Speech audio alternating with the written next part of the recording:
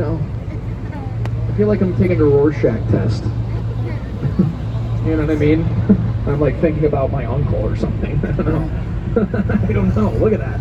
Now, yeah, they projection designers from all over the world project their body of work across the largest digital artwork screen in the country, which is the building itself.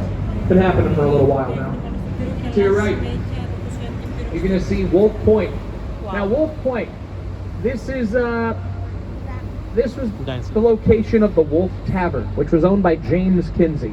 A conversation was said to have taken place in this tavern where the city's name was decided.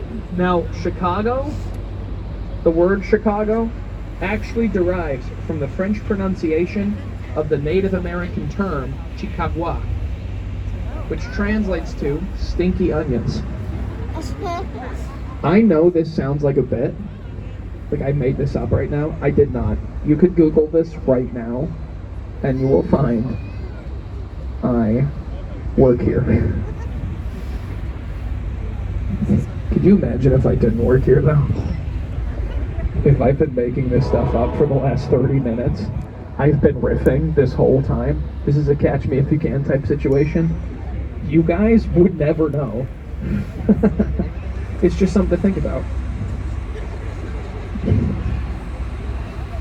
To your right, the Getchin Partners, this bad game of Jenga. Look at that thing. 150 North Riverside. Folks, the land this building sits on has been vacant here for close to 70 years. 70. We could not design on such a narrow plot until about 2014, excuse me. It's narrow because on the west side of the building, underground are railroads. Pretty expensive to move.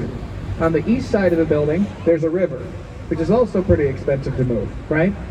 So this building is designed right in between them on a 40-foot wide concrete reinforced core.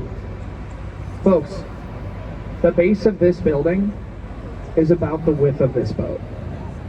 Look over your right shoulder at it. Look how narrow this space actually is. Look at that. Now look up at this building. A building that tall, a base this narrow? Stupid. Dumb. Why? Huh? Wait. That is crazy, right? Now, to balance something like that out, you have to use what's called a damper system. Now, engineers know what I'm talking about with this. It's called a 2-mass damper system, right? So picture my body's the building, okay? Yeah, slay. Picture my body's the building. The wind pushes the building to one side. The mechanism at the top, no, it does, I promise. The mechanism at the top shifts. The water inside sloshes toward the opposite end of the building, pulls the top in the opposite direction, and it balances the whole building out. It operates as a counterweight system. And most buildings do that now, post-2014. They utilize a counterweight system. And that's why skyscrapers are said to be getting narrower, because we're utilizing these counterweight systems within them. To your right, 2 North Riverside Plaza by Hullabard Root. This was the most popular style of architecture in the 20s and 30s. You can identify the Art Deco by the strong vertical lines. You see how all the windows are all in symmetrical alignment that draw your eye to the top, right? This open plaza, these cavernous entryways, sheathed in limestone. Now this was the most popular style of the 20s and 30s for 2 different reasons. Number 1, post-fire of 1871, the Burnham Plan of 1909 was the subsequent replanning of our city.